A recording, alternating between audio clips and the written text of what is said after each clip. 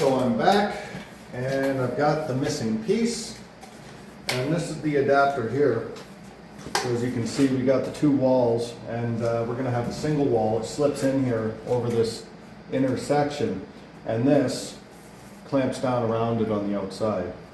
So this goes on easy enough, and then we'll cut in a piece and get this all tied together.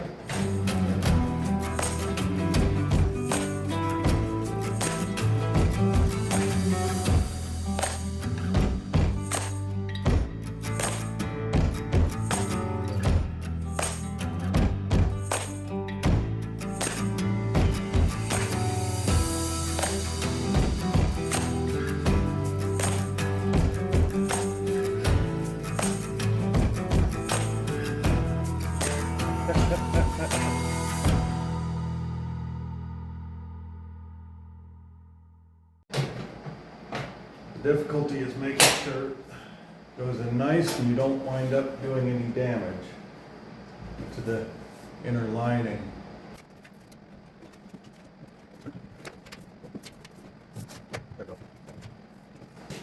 Lines up not too bad.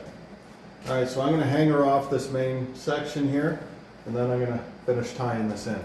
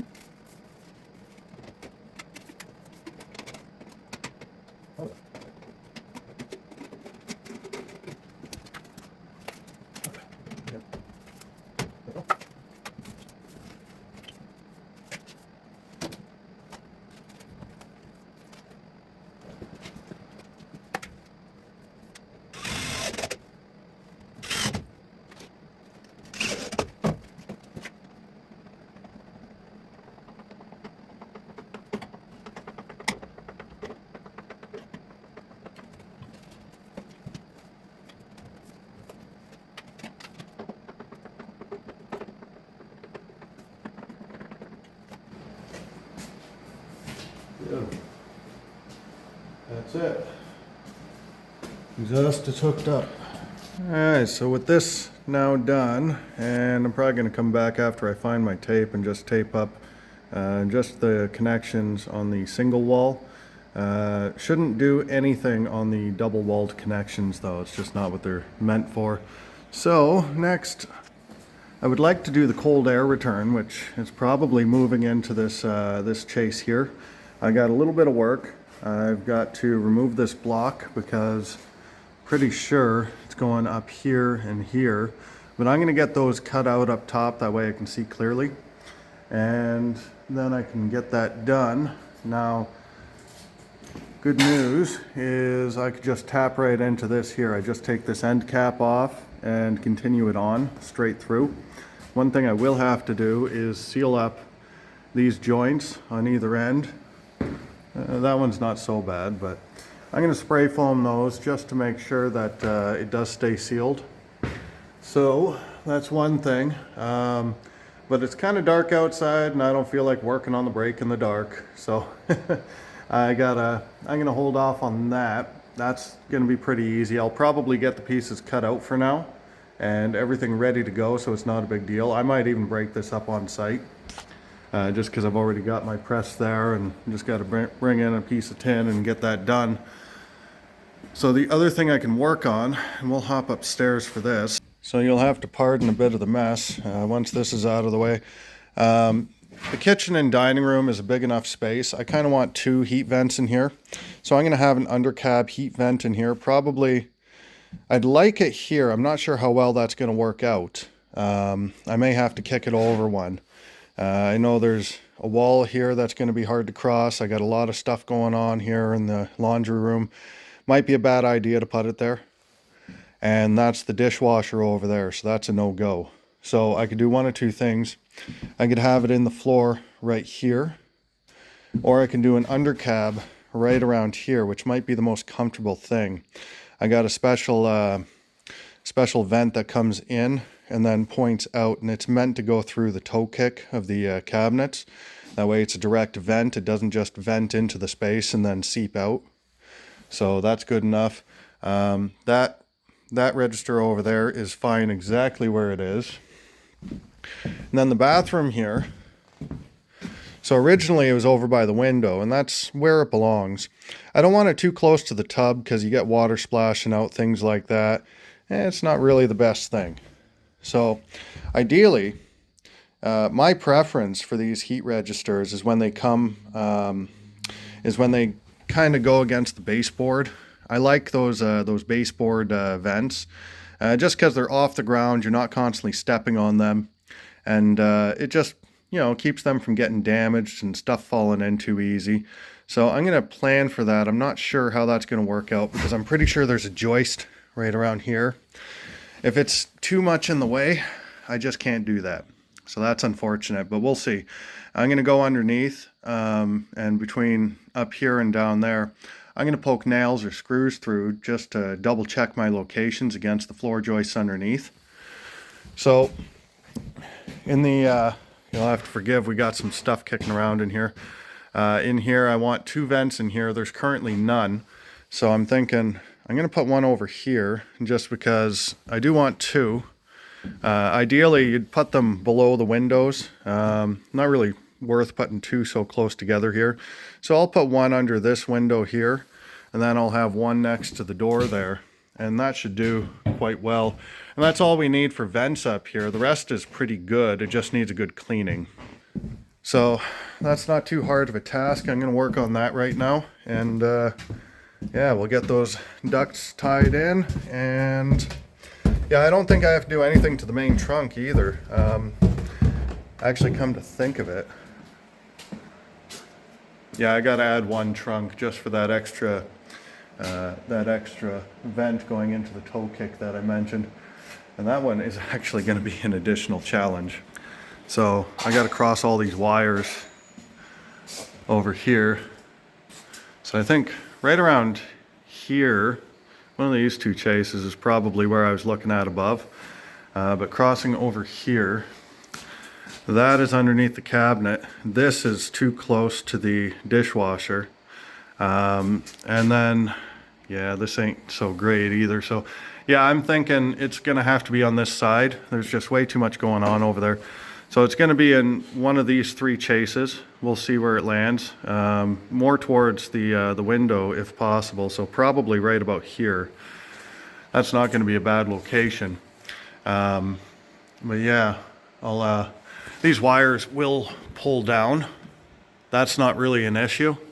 They're not that hard to cross. My big issue is the plumbing right here.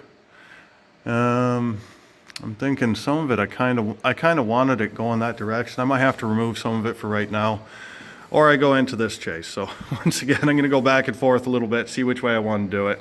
It's a little bit of a puzzle trying to get that together.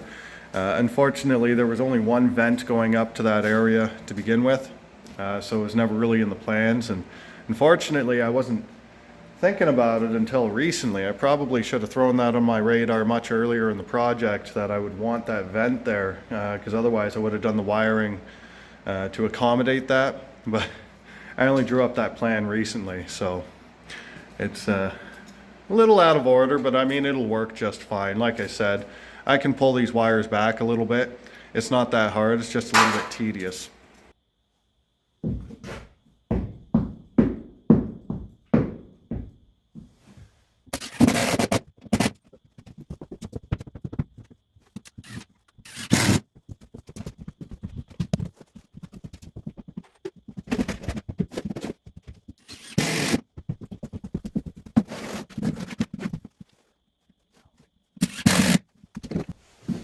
Alright, so now we're going to hunt down all the screws, and if they work out, I'm going to put something up the other direction to mark where the joists are to make sure I land between them. So, flashlight on. Oh, there we go. Now this one should be around here.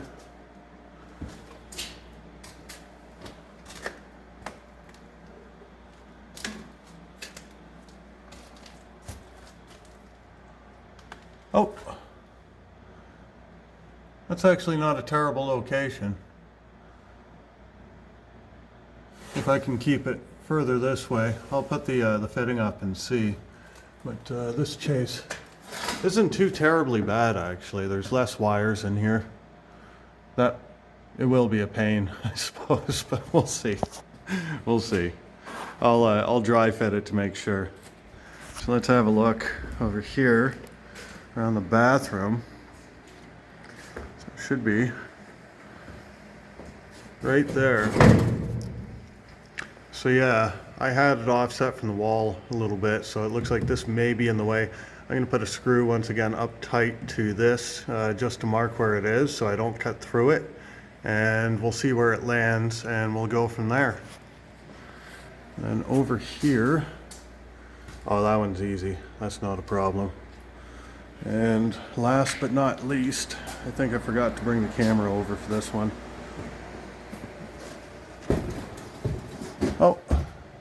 Oh, that lands not too bad either. So yeah, I'm just going to poke some screws either side once again against the joist, and I know that I have to put my hole between those.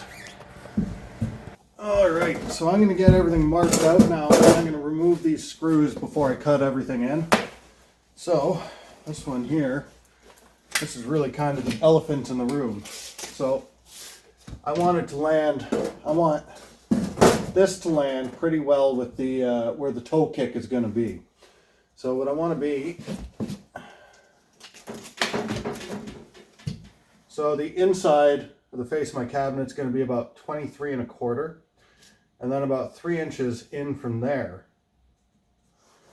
So at 20 1/4, that is the outside of the toe kick, so I don't want to pass that line at all. So I'm going to go to about 20 inches. And this is pretty simple. I'm just going to put this on.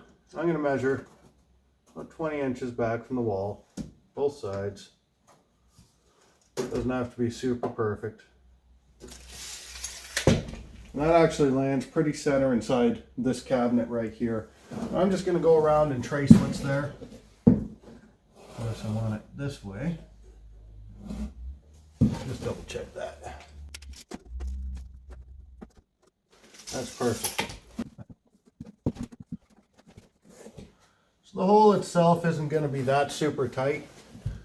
That's why I'm not super worried about getting it absolutely perfect here, because it's just not going to matter in the end. So I'm going to take that off. And once that hole is done, it's got a little flange down here on both sides, and I can screw that right down. And then once again, this mock cabinet that's up, I'm just leaving that up for now, and that's going to help keep everything protected until it all gets done, because you know, you don't want to kick this, you don't want to, you know, bash it around, or it's going to wind up doing a bunch of unnecessary damage. All right, let's get the other three. So yeah, this is the edge of the joist, and yeah, it's not really working out for us, so I'm just going to take it back. I'm going to take it away from the wall a bit, and just do a standard heat register.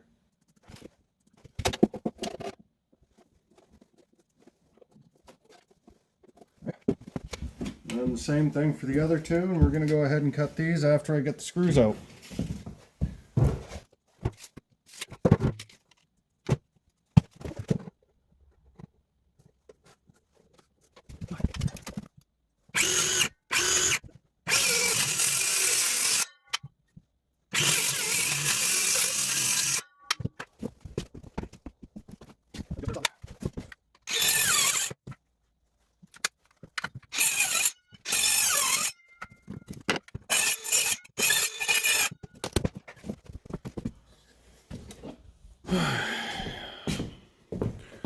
Go all the way around.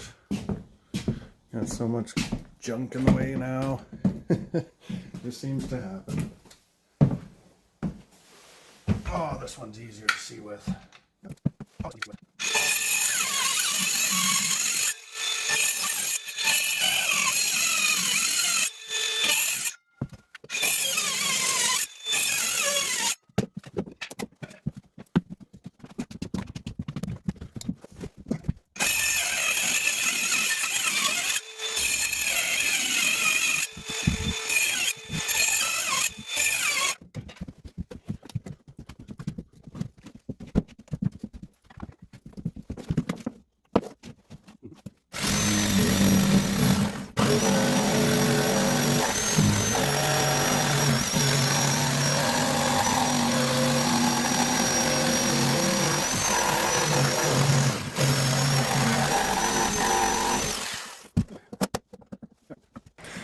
All right, so I got a little bit of daylight here. I'm gonna go ahead and run out to the brake press, and I'm gonna make up the pieces I need for the cold air returns.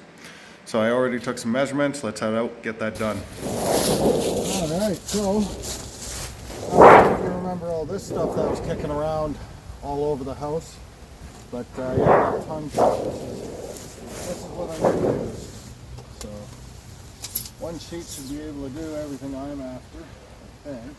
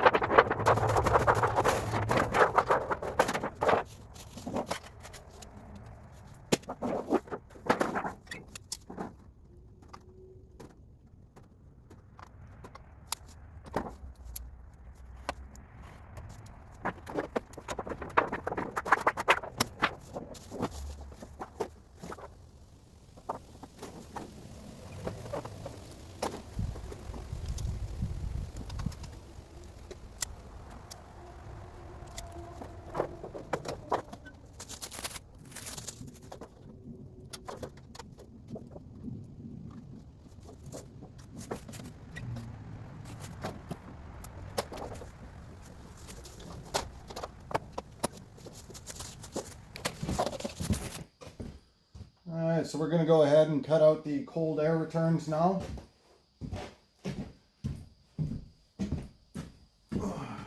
So, got a joist here. I want them in this cavity and this cavity. So I'm going to cut out the plate here and here, right down through the floor.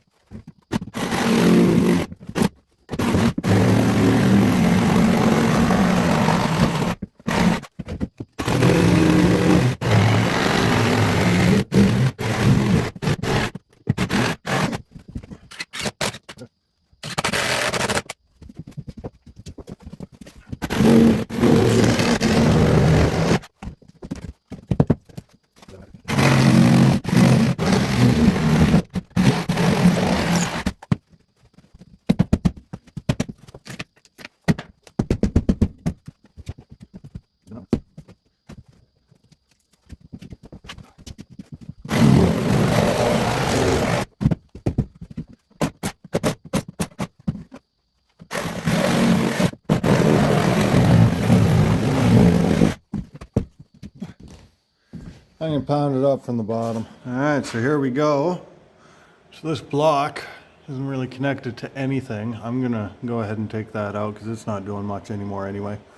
So that'll be coming out. And then I got to foam in all these penetrations.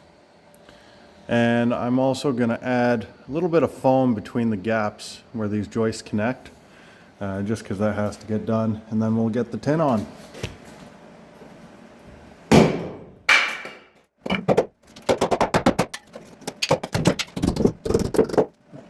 I will want to finish the cross bracing after though, that's for sure. Because no longer lines up that spot, but it's definitely not continuous down. So I'll get to that when I get to that.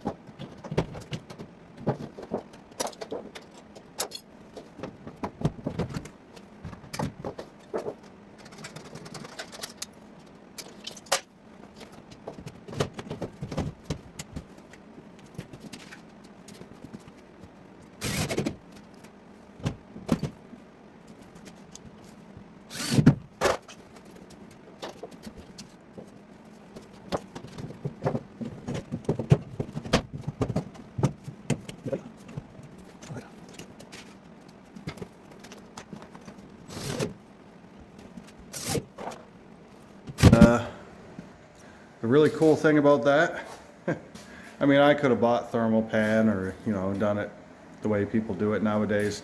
But I just had all that tin kicking around from the previous homeowner. I mean, he had so much of it here. It'd be a shame not to use it. So yeah, they're all custom bent. Even this little S bend here, this is bent up from that same material. So yeah, that's pretty cool about ductwork is, you know, you got a brake press and you can make all your own parts. So, time to get back to everything else we were doing here. Yeah. All right, so to get started with the heat runs, we're gonna go ahead and remove all the ones that we're not using or we're rearranging, whatever. And we'll have a nice clean slate to work with. We have an end point for all 4 runs that have to go in. And yeah, let's get her done.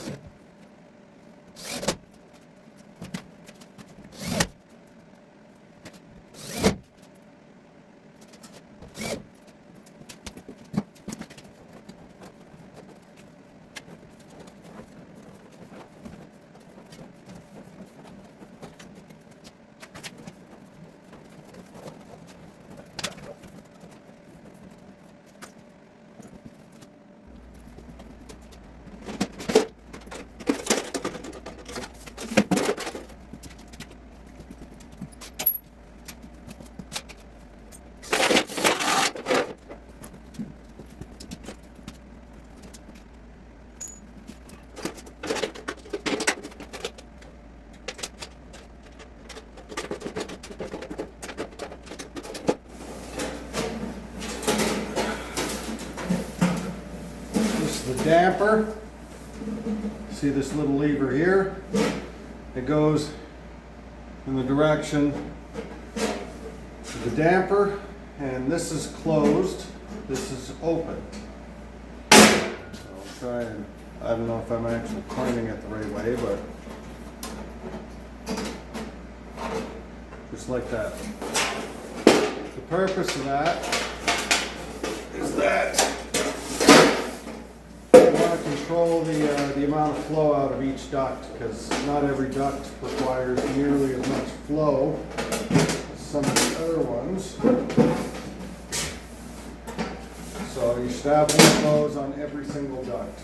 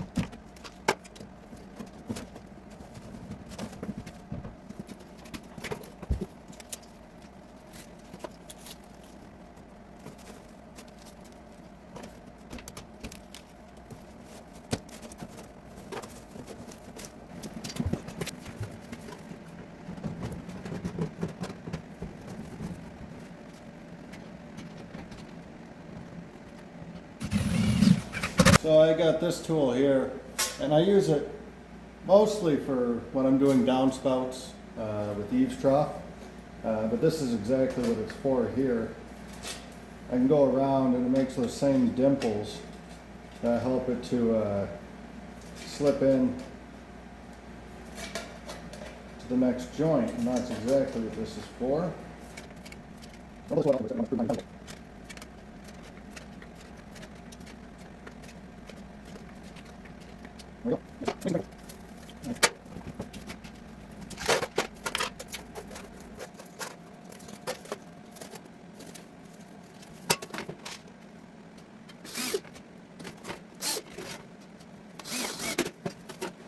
Yeah, it's funny, I practically never do anything related to HVAC. I mean, I do a few things here and there, but it's probably the trade I work with the least.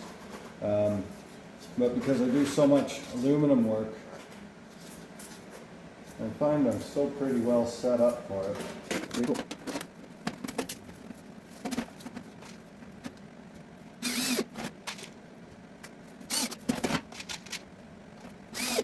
I'm going to go ahead and take this joint now because I have a feeling it's going to be a hassle once it's up.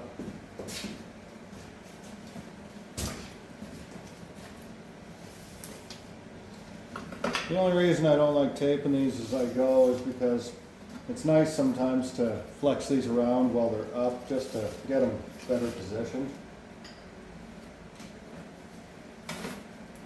Definitely can't move them after they're taped.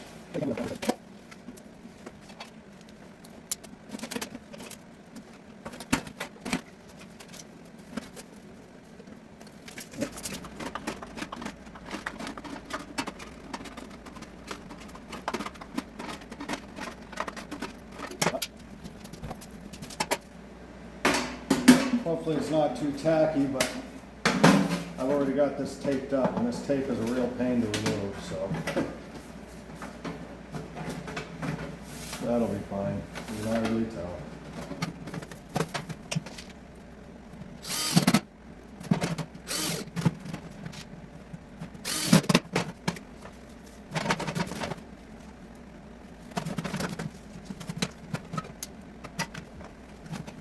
All right, friends.